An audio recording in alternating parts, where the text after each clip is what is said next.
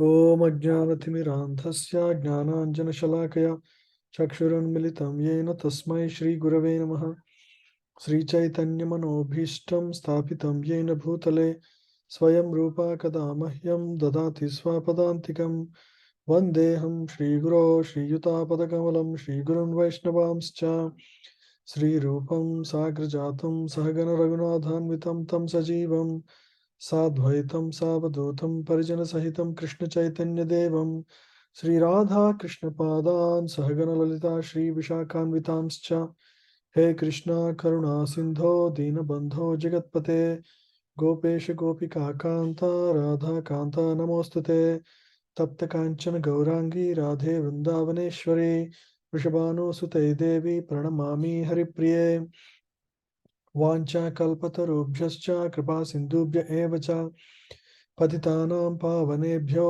वैष्णवेभ्यो नमो नमः जय श्री कृष्ण चैतन्य प्रभु नित्यानंद श्री अद्वैत गदाधर श्रीवासादि गौर भक्त वृंद हरे कृष्ण कृष्ण कृष्ण हरे हरे हरे राम राम राम हरे हरे मूकं करोति वाचालं पंगुं लंघयते गिरिं यत्कृपातमहं वन्दे श्रीगुरुं दीनतारिणम्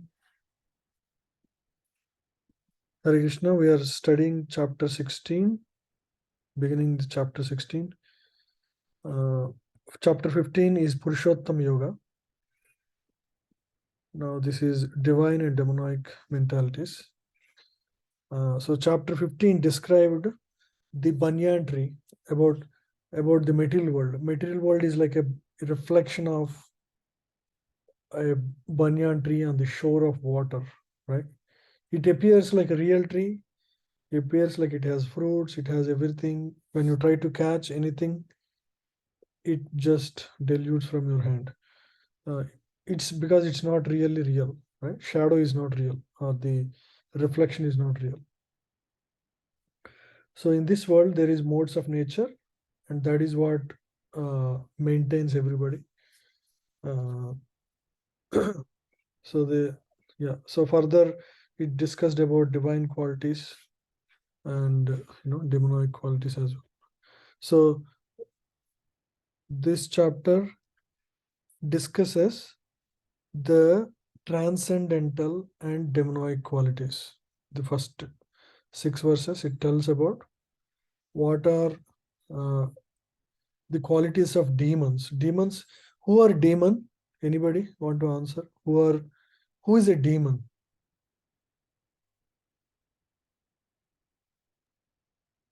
Who has demonic nature? Demonic nature, yeah. What is demonic nature? It includes doing harm to others, even sense gratification, maybe. Yeah, sense gratification also, yeah. So the desire is to enjoy independently. Mainly, that is the root problem. Demonic mentality means these people do not heed to advice. For example, Ravana. Is Ravana a demon? Demonic mentality?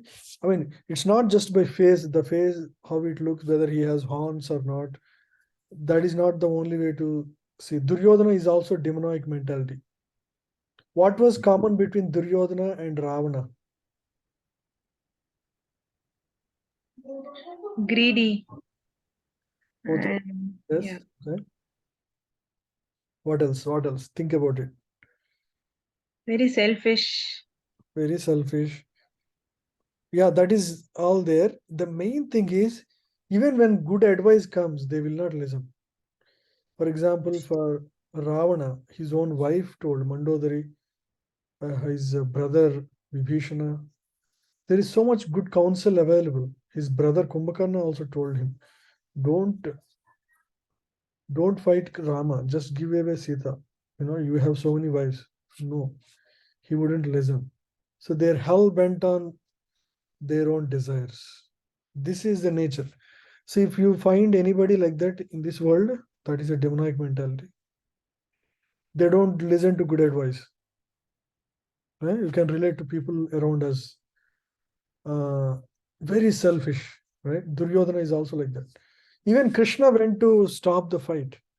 Why, you can just give 5 villages. 5 Pandavas, they are Kshatriyas. They cannot be beggars. Just give 5 villages. No, he didn't listen to that. And then war was inevitable.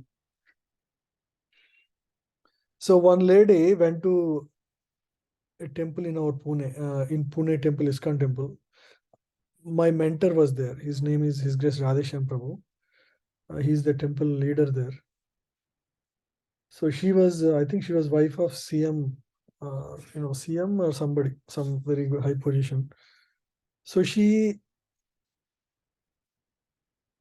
was, she came inside temple, and she was, she paid obeisances, and my mentor, His Grace Radheshyam Prabhu, he was with him, with her, showing around the temple. So she expressed that, I like about, Krishna, his teachings and all, but I didn't like one thing. He encouraged war.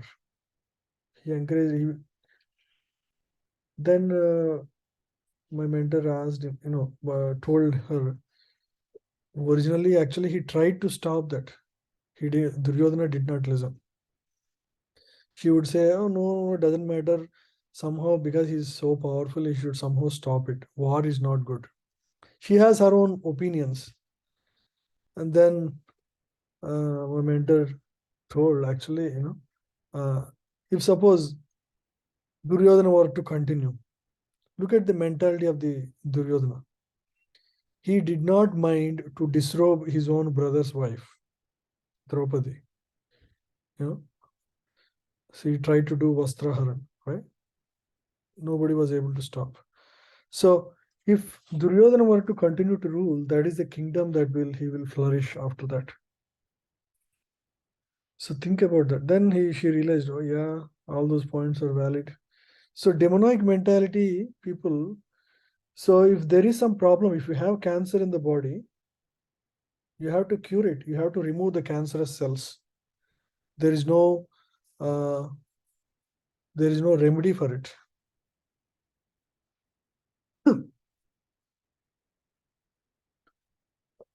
So similarly, just like a good surgeon had to remove the unwanted, or sometimes you have to ampute the body part if it is going to spread further infection. Right? We all know about that. Gangrene, or people get some diseases.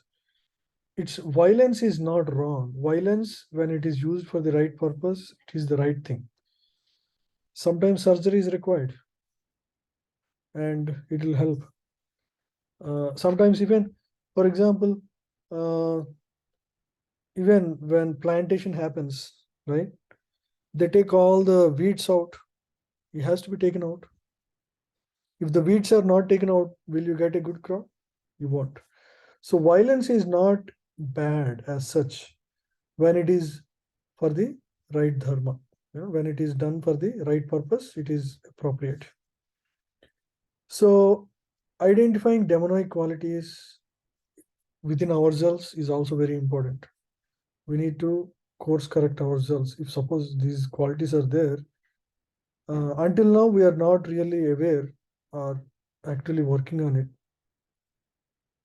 By studying this, we'll understand, okay, so these qualities I have, I need to work on it. And also, if you see these qualities in others, you try to distance yourself from them or try to help them if you can. But generally, it's very difficult. Imagine, right, like demons, there were so many wars between demons and devatas. It's not easy to change the mentality.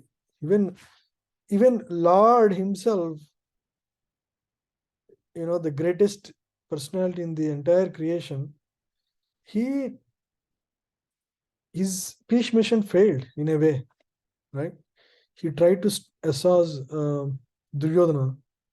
So even Lord, if suppose two people are fighting, it's we can pray, but until people's mentalities change, we cannot. Even God doesn't interfere in that mentality.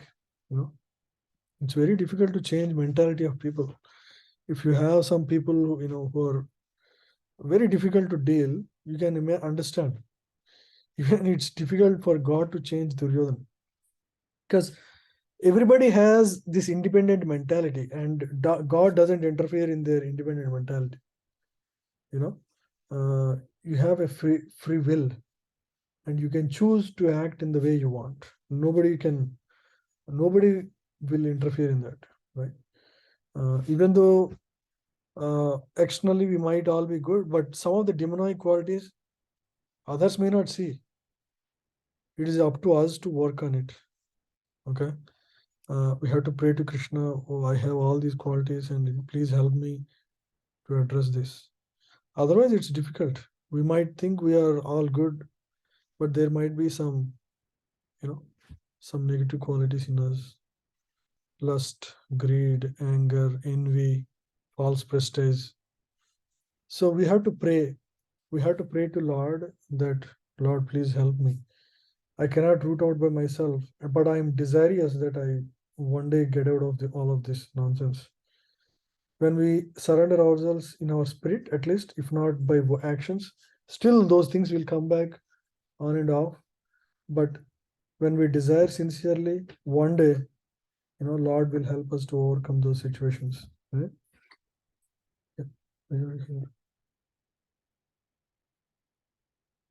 Okay, so let's now read the verses.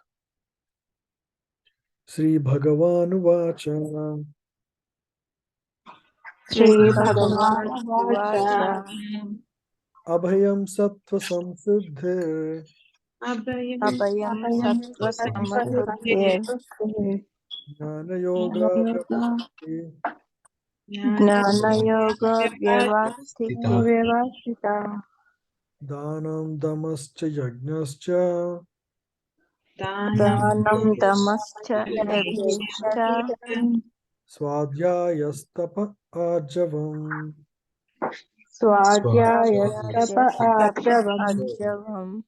Ahimsa Satyam Akrodhas अहिंसा सत्यम् अक्रोधात् Yagha Santir Apaisunam त्यागः शान्तिरपैशुनाम् Jaya Bhuteshva Aloluptvam दया भूतेषु अलोलुप्तम् Mardavam Hrir Achapalam मार्दवम् अतिम् अचापलम् Tejakshama Dhriti Saucham तेजस्कृष्णादृष्टिशौचम् Adroho Nati Manita अद्रोहो नातिमन्ता Bhavanti Sampadam Daivim भवन्ति पदं दैवीम् Abhijatasya Bharata. अभिजातस्य Bharat. Yeah, please read, anyone. Thank you, Prabhuji. The Supreme Personality of Godhead said, fearlessness, purification of one's existence, cultivation of spiritual knowledge, charity, self-control, performance of sacrifice, study of the Vedas, austerity, simplicity, non-violence, truthfulness, freedom from anger, renunciation, tranquility, aversion to fault-finding, compassion for all living entities, freedom from covetousness, gentleness, modesty, study, determination, vigor, forgiveness, fortitude, cleanliness, and freedom from envy and from the passion for honor. These transcendental qualities, O son of Bharata, belong to godly men endowed with divine nature. Godly men or women, anybody. Just because he's talking to Arjuna, it's like that. So these are the divine qualities. fearlessness. Fearlessness comes only because of the. So, how can one be fearless in this world? By the clear understanding and connection with Supreme Lord. That is the only way to be fearless. Suppose there is a child walking, along with his father across, across a signal. He is fearless. Why? Because he has the hand of his father in his hand, right? As long as his father is taking care, he is not at all worried. So, like that, this world is a fearful place because everything is temporary. But as long as we align ourselves and we connect ourselves to God, Krishna, we become fearless because we know God is always having our best interest in the mind. Whatever happens in our life is for our best interest. So that faith will bring, fearlessness in our life. Purification of one's existence. How can we do this? So just like we take a bath to clean our external body, we clear our stomach, we clear our mouth every day. But more than all of this, that's all good. More than all of this, we have to purify our mind. Mind also accumulates all negative impressions from daily interactions in this world. By talking, by seeing, by through all the senses, mind get impurified. So how do you purify your mind? Through practice of yoga, especially chanting of Hare Krishna Mahamantra. So that is the best way to purify one's existence. Cultivation of spiritual knowledge. How do you do this? Anybody? Reading scriptures. Reading, hearing, both of them are going to contribute. Scripture means Bhagavad Gita, right? For us, Bhagavad Gita, Bhagavatam, these are the best scriptures. Sarva Upanishado Gavo Dogda Gopala Nandana. It is mentioned that if cow represents the Vedas, all the Vedas, Puranas, cow's body represents all the Vedas. Out of that entire body of cow, what is the most important part? Udder. The udder, because udder is the part where milk is available, right? So Dogda Gopala Nandana. So that entire body of cow has this udder, and Gopal Nandana means Krishna, Lord Krishna is milking that udder. And Pardha Vatsa Sudev Bhokta means who is actually drinking that milk directly from, as Krishna is giving that milk, there is a calf that is drinking the milk. Who is that calf? Arjuna. Arjuna is actually waiting there and drinking the milk from the udder of the cow of Vedas. So that milk is the essence of cow. That milk is actually Bhagavad Gita. If Vedic wisdom is like cow, the essence of Vedic wisdom is Gita. And Gita is the knowledge, the essential wisdom of all the Vedas that is given to us, nicely collected. The essence is collected by Lord and giving it to anybody who is willing to learn life lessons. So that is Arjuna. And then charity. One should be charitable. Charitable softens our heart, because your heart, otherwise, if you don't give charity in your life to temple or to people who are suffering, then your heart becomes very hard. So we have to give charity. Self-control. Self-control means to not indulge in our sense gratification. Like senses always hanker for various things in this world, right?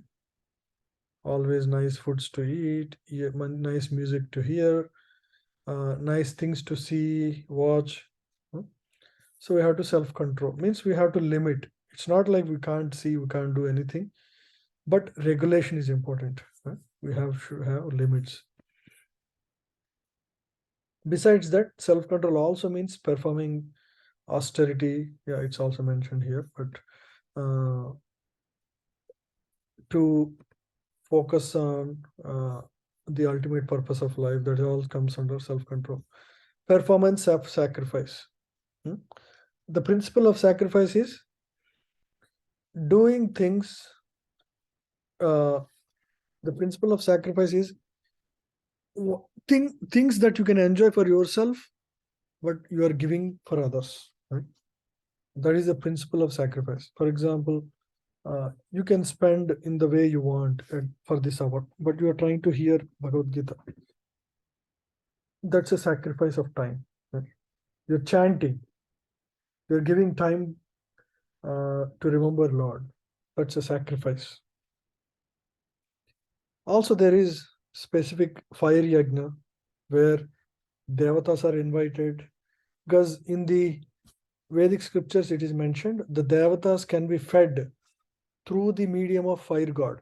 So we offer several oblations. That's also a sacrifice. That's a physical sacrifice. But in spirit, the word sacrifice means giving without considering one's own benefit. Right? So that makes our heart, softened again. Study of Vedas. This is study of Bhagavad Gita and Bhagavatam. Austerity. Performing austerity means taking pain upon oneself voluntarily. Right? For example, some people fast on Ekadasi, or they refrain from eating certain things on Ekadasi. So like that is called austerity. You want to perform austerity. Austerity pleases Lord, because you are wishing to, for example, for children, austerity is to stop play, reduce their playtime and studying books. That is an austerity, because their natural desire is to play. Right? Austerity is also like that. Natural desire is to eat, but you are refraining, showing that I am ready to take pain for my spiritual advancement. Right? You can use that time that you use for cooking and cleaning and eating to actually study Vedas or chanting the holy name or visiting temple. So like that, when you take out your time for doing things that are pleasing to Lord, that is called austerity. Simplicity. Simplicity means not being duplicitous. Duplicitous means you have very diplomatic mind. Simplicity means inside and outside same, no difference. That is simplicity.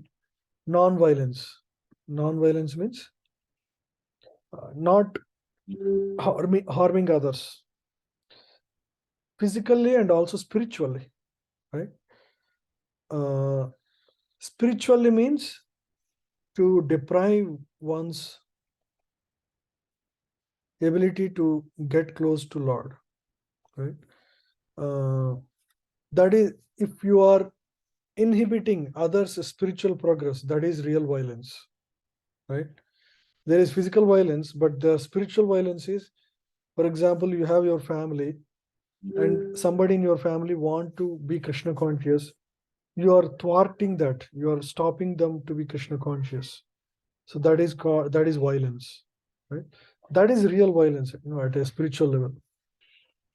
For example, Prahlad want to be, Krishna conscious, but his father would not allow that. That is violence, right?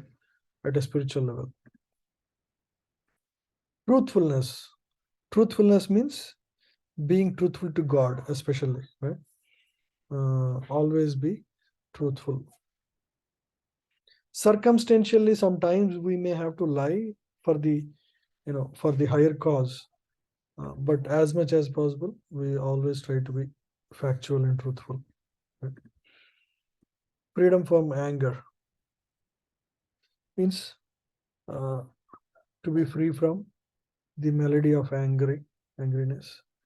Why one becomes angry? Unfulfilled lust. Yeah, we already studied that, right, in the previous chapters. Yeah, when desires are unfulfilled, that that leads to anger.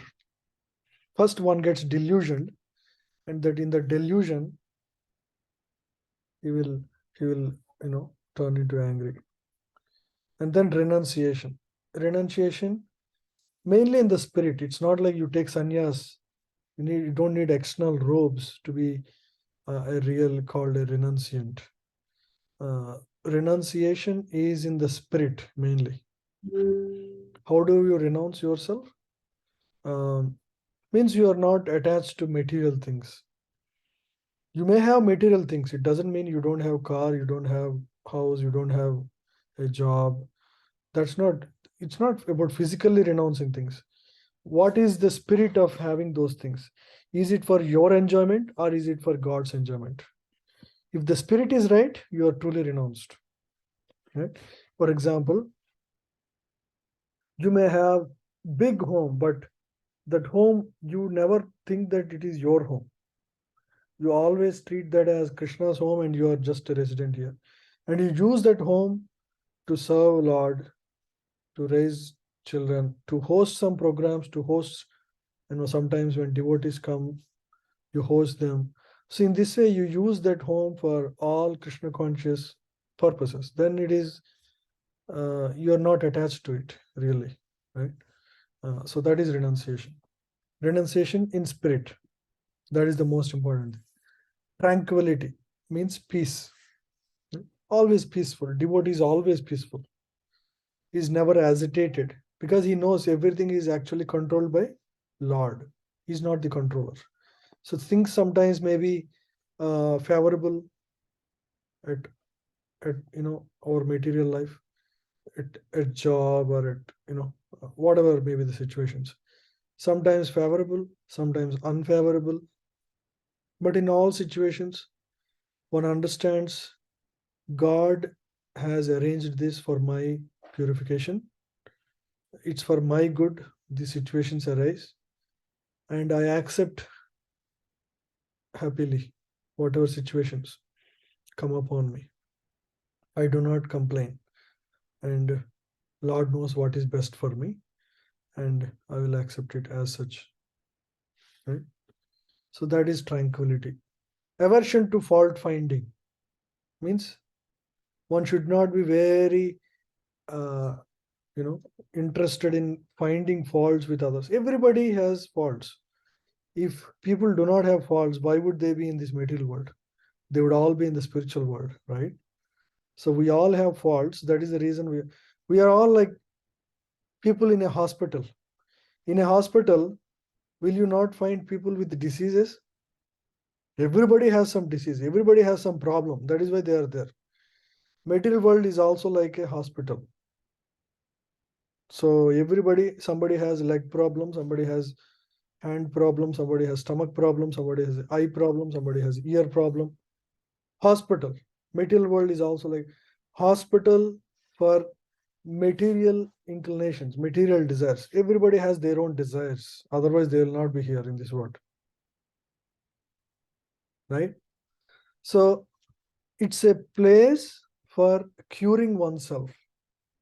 Just like a hospital is a place for curing a deceased person, material world is like a hospital to cure the material disease. What is the material disease?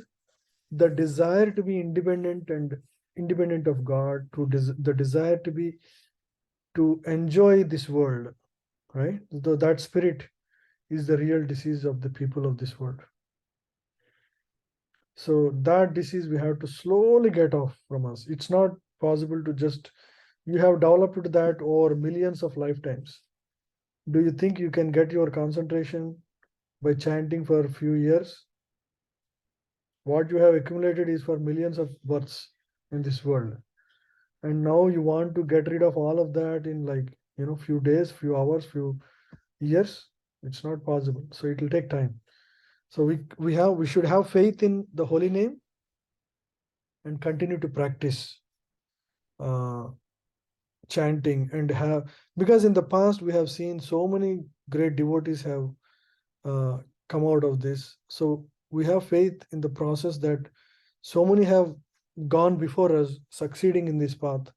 So we have faith in their success. We don't have faith in our ability to succeed, but we have faith in what has happened in the past. So we will continue to have that faith and continue to do this. We may not see the results in a day or two, but we continue to put our efforts. Right? And then compassion for all living entities. Right? We should not hurt anybody. Right? We should always be loving and caring, because we see everybody as children of God. Right? So we should not hurt any animal or any human being. So we should not have, we should always have compassion for other living entities. Freedom from covetousness means possessiveness. I don't want to have, because in this world everything has to be given up one day. So understand that and never have that strong possessiveness in this world, because everything will be taken away from you. The more possessive you are about a thing, the more tests you will face in your life, because sooner or later it will be taken away from you. And every time you very much feel hurt because of your covetousness. It doesn't give anything more than giving you hurt feelings because of your covetousness in this world. Gentleness. Be gentle. Devotee is a gentleman. He's always gentle to others, right? And modesty. Right? Simple. He's not extravagant. He doesn't spend all his time shopping, or always speaks less, only purposeful in life.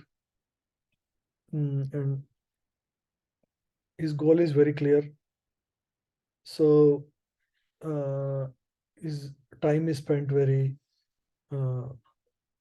carefully, and he's happy with simple life. He's not having like so many desires to possess this and that.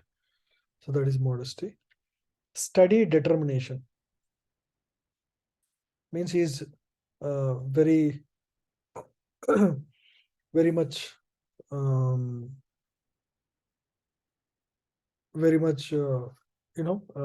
fixed up in his determination. He's very confident that I have to practice Krishna consciousness. That is my long-term goal, and he doesn't deviate from that. Steady determination. Vigor, very enthusiastic in Krishna consciousness, especially. Forgiveness. He's ready to forgive because he knows everybody in this world, everybody can make mistake. It's not only him. Just like we wish everybody to forgive us, we want to forgive others as well.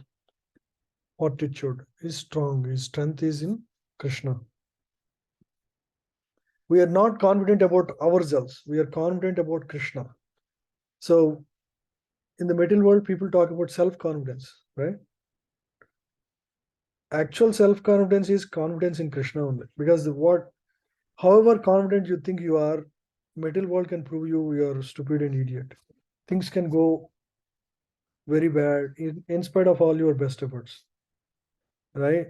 So if you think you are the doer, then you feel very disappointed in life, because things can be havoc in your life, right? So our confidence is not in us. It's not self-confidence, it's Krishna confidence. So that is going to be, more, that is going to strengthen you more. Cleanliness, always clean inside and outside. Freedom from envy, right? Never be envious of anybody because they have something better than you, whatever they have. The only thing you should feel little bit of, oh, I should have this, is you find somebody else, very sincere devotee, you should desire that, oh, I should also have such devotion to God. That is the only thing you can, the good qualities in others, you should feel that you should have. Other than that, envy is actually a negative feeling that I know others have it, I don't have it. You should never have that in life. Right? In fact, because everything that others have, who gave them? God. Yeah. Without God giving them, can anybody have anything in life? No. Right? So if you are envious of somebody, it means you do not accept God giving them whatever they have, their home or their children, whatever you feel envious, you're not happy with God giving them what they were given. In fact, if you appreciate truly, one day God may be kind upon you too, and you may have those things. So never be envious of others because they have better things than you. And everybody gets things according to their karma. Today they may have something good or better, but tomorrow they might get cancer. You never know. So what is in one's karma, nobody knows. So there is nothing to feel good or bad about others having or not having anything. Whatever is given to you is by your karma, right? So accept it and make the best use of it. That is what is important. Freedom from passion for honor. Right? We should never be seeking honor in any assembly or any, like you do something, you should not desire to be recognized. You should be happy for the service, right? For helping others or whatever, right? Never do so that your name will become glorious. Right? Your name will be chanted. No, whenever, this is a subtle disease a lot of people have. I want to be recognized. My name should be in the nameplate because I donated something, right? So people want others to recognize their name, but that is a very low quality. Who are those people who are recognizing?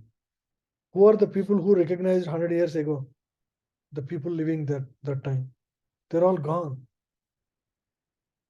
So honor in this world is a very temporary thing. What is so good in that? Right? So you should the real honor is to become a great devotee. Hanumanji, great devotee. Arjuna, a great devotee. They served Lord, and through that, they're remembered for millennia, for millions of years. They'll be remembered. Right? So real honor is to become real devotee, and that way set good example for others. Just to be honorous for building a hospital or doing some financial help or constructing a temple here and there and putting your name board here and there, that is a very low class way of becoming honorable. Right? Use it's not like you should not take any, somebody is doing something for you, that should not, it's not like but you should not become very passionate to get honor in any assembly or anything. You should only see how I can serve in this situation. So these transcendental qualities, O son of Bharata, belong to godly men endowed with divine nature. So these qualities, if you see in some people, whether they're a devotee or not, they're actually divine in their nature. They're godly people. Right? They have a divine nature. So Prabhupada explains very beautifully. You should read this wonderful explanation. I just covered at a high level. Yeah, see, anger.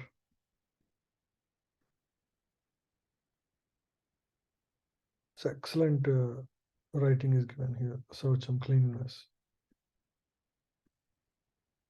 Yeah, so these are 26 qualities. All these 26 qualifications mentioned are transcendental qualities. They should be cultivated according to different statuses of social and occupational order. The purport is that even though material conditions are miserable, if these qualities are developed by practice by all classes of men, then gradually it is possible to rise to the highest platform of transcendental realization. Nice, right? Dambho darpo bhimanascha Dambodharpo bhimanascha krodha paurushameva cha Krodha paurushameva cha ajnanam chabhijatasya Ajnanam chavigatasya Pardhas padam ashurin. Ardha sampadam asritam. Agree? Pride, arrogance, conceit, anger, harshness, and ignorance. These qualities belong to those of demonic nature, O son of Pritha. You see, these are the first Lord gave 26 qualities of godly people. Now he is talking about the qualities of demon people. So they don't need to be like a demon looking. If you see these qualities, in your own circles, these people are actually demonic in nature. Pride. Pride is the first thing. They're very proud. They're proud of their job, proud of their children, proud of their family backing. They only talk about themselves whenever they talk. A lot of people do that. So pride, God doesn't like pride. Krishna doesn't like pride. Right? So as soon as he sees pride, he punishes them, actually. Especially if he's a devotee. Especially if a devotee who is chanting, he has some pride, Krishna doesn't like it at all. Can you give an example of a devotee who was punished? Or not punished, actually, taught a lesson in Krishna's pastimes. Mahabali. Is it Mahabali, Prabhuji? No, Indra. Indra, one time, he actually, so generally, the way the material world works is the people worship Indra, the god of rain, and when he's pleased, he gives sufficient rain and then crops grow, right? So in Vrindavan, one time, all the Vrajvasis, people of Vrindavana, Krishna's family members, they were all trying to perform a sacrifice for Indra, Lord Indra. And they were about to start it, and Krishna stopped them and said, let's worship Govardhan instead, because every day we all go to Govardhana hill and we graze our cows there. The trees there will give so much firewood and fruits, vegetables, and everything for us is actually given by Govardhana hill. So let's worship Govardhana hill. He convinced all of them. And he said, Devatas are doing their job. They're meant. So the purpose of Devas, the Devas from Swargaloka, is to actually fulfill the needs of material world. They give rain, they give supply air, Vayu, Agni, fire. So all these demigods, 33 crore demigods are there. Their job is to maintain various portfolios in the material world. That is their job. So we don't need to perform because they're also servants of God and they're doing their job. So that's what Krishna said. And everybody was convinced and they stopped Indra Puja and they started worshipping Govardhan. So when this happened, Lord Indra became very angry. He heard from his people that, these people of Vrindavana, they stopped Indra Puja, almost about to start, but they stopped. And because of this naughty boy, Krishna, that they stopped Indra Puja. Then Indra felt, I'll teach a lesson for these people. And then he sent heavy torrents of rain called Samvardaka. Samvardaka rains happen, at the time of devastation. Like each raindrop is like a bucket of water. That is the heavy raindrops he was, pouring on Vrindavana. All the cows and calves and all the Brajavasis scattered all over. And they finally, Lord Krishna sees them, and then he immediately lifts Govardhana hill itself. And he again shows that Govardhana is the protector. And all the Vrajavasis, gather under the Govardhana hill, and they, there were continuous rain day and night for 7 days. And entire people of Govardhana hill were, staying under, Vrindavan, or staying under Govardhana hill, under the shelter of the Govardhana lifted by Lord Krishna. So Indra tried all ways to even break Govardhana through heavy rains. He couldn't. And then he finally surrenders to Krishna, understands that, Lord Krishna is not an ordinary person, he is God himself. And then he brings Surabhi cow, because Krishna is, generally very pleased with cows. And then behind following the Surabhi cow, he also goes and bows down and offers his pranams to Lord, agrees that he made a mistake and he will never repeat, right? So Krishna tells, you are very proud. That is the reason I wanted to teach you a lesson, that, you're not the controller. So that is how he reduces the pride of Indra. So especially Krishna doesn't like pride in his devotees. Indra is a devotee. You see the difference between a devotee and demon? When he learned that he failed, he immediately, what did he do? He surrendered. See, devotees also sometimes go heavy.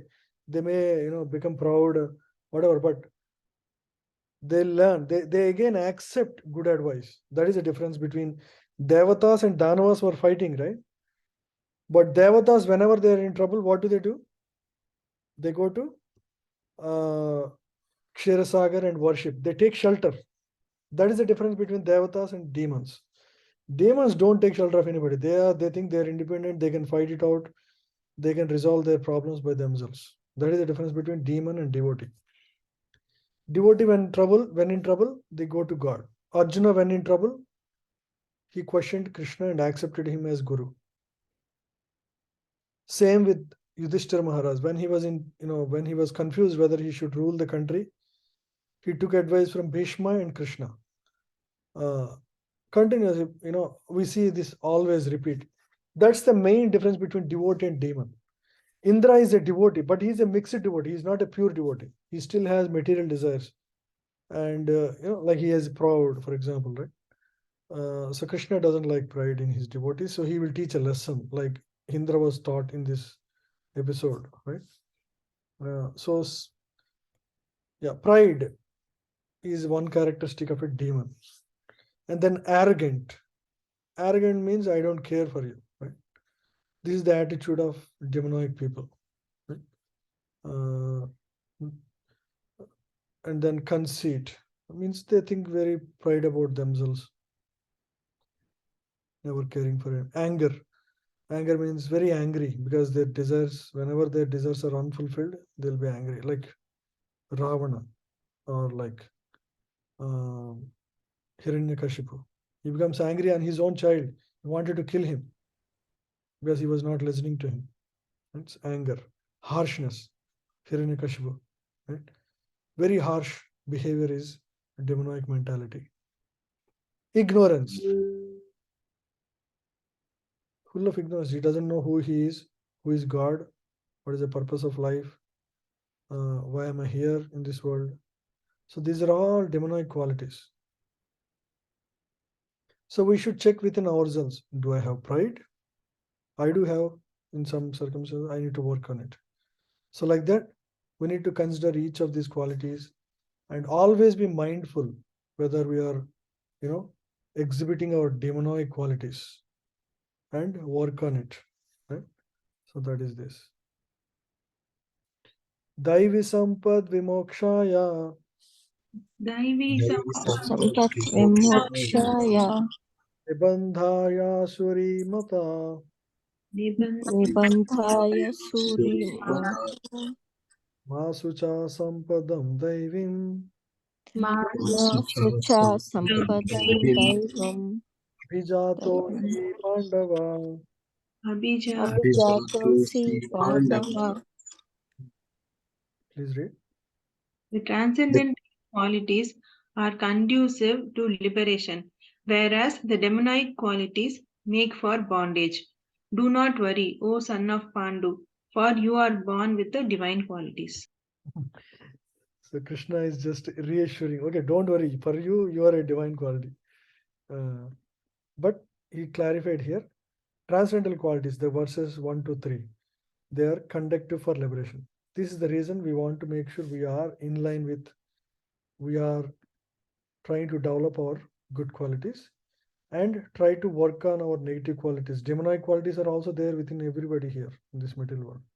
So we need to work on them, and because they lead to bondage. Means when you are in bondage means you basically still continue to take birth in this world. So if we at the time of birth, if we still have demonic qualities in our heart, we have to take one more birth, at least one more birth. Even though you are chanting, you are doing everything, if your demonic qualities are not fully eradicated, still have to come and clear that whatever is remaining.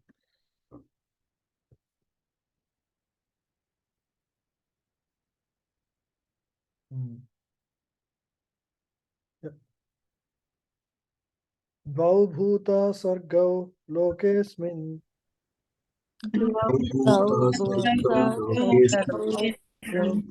asura eva cha Daivasura Evacha daivo shah prokta Daivo Prapta asuram partha me shrinu. Asuram Asuram Parthameshvinu.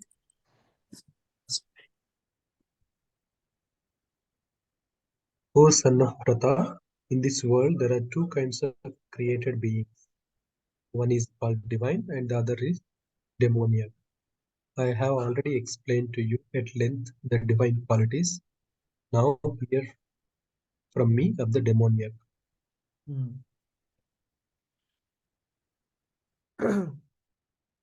So in this world, there are divine and demonic people. That is the reason for Krishna to speak about these qualities. So we can see, who is what, and we will be careful in dealing with those people. Right?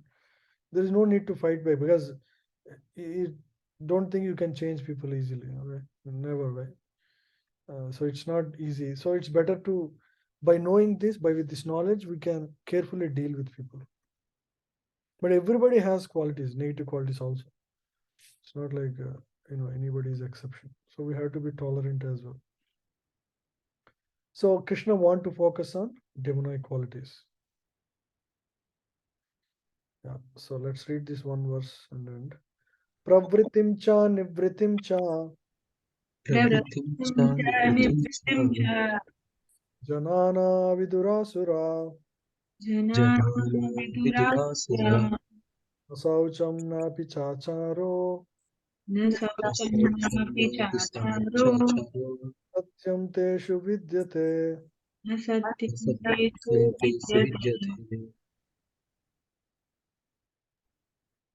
Yeah, please read. Those Those who are not those who are demoniac do not know what is to be done and what is not to be done. Neither cleanliness nor proper behavior nor truth is found in them. demonic people, actually, because they are ignorant, right? One of the qualities is ignorance.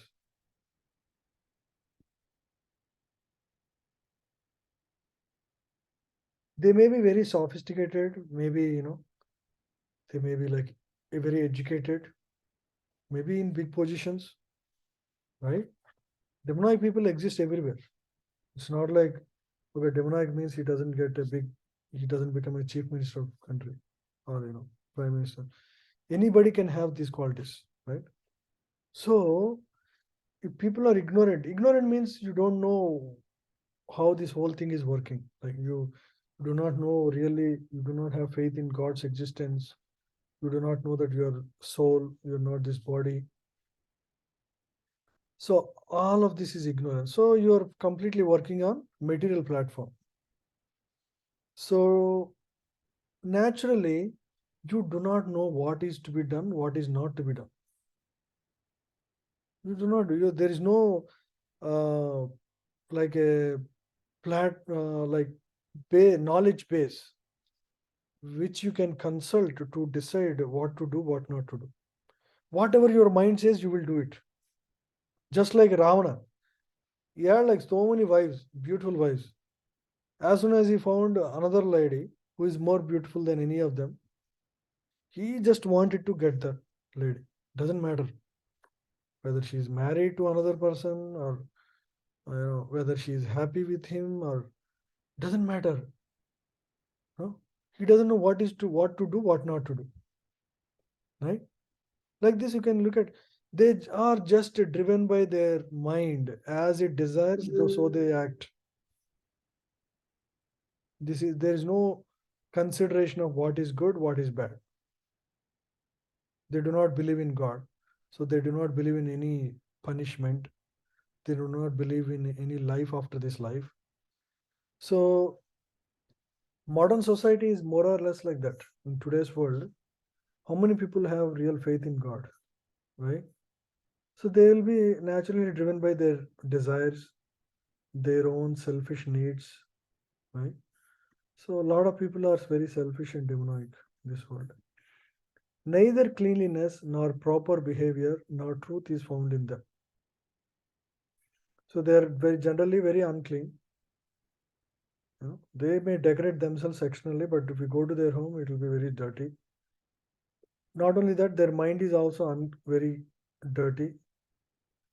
Always speak negative of others, always speak, complaining, always negative attitude. They're not happy also because of the uncleanness in their mind. Proper behavior is not found because whatever is in your mind, that's what comes out as your behavior. So you cannot hide it. Your face is the index of mind, they say, right? So your behavior, your actions, everything will be very selfish, very self-centered. So naturally, your behavior will be not good. You will not speak truth because you're always seeing what is in your best interest, nothing else. So this is the problem. So these are all the qualities of demons, right? So you can see clearly, some people's actions you can know, okay, this is demonic. They don't maintain cleanliness, they don't behave properly, they'll never speak truth. So these are all demonic qualities. You understand that, and if we have any of this, we need to also correct ourselves, right? Especially in Kali Yuga, everybody has a lot of negative qualities. So we'll study from here next week. 7th verse completed. Any questions or anything in what we discussed?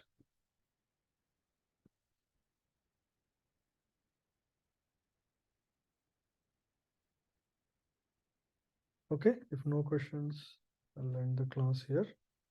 Thank you all very much. Thank you, Prabhuji. Thank you, Prabhuji. Hare Krishna. Hare Krishna Mataji.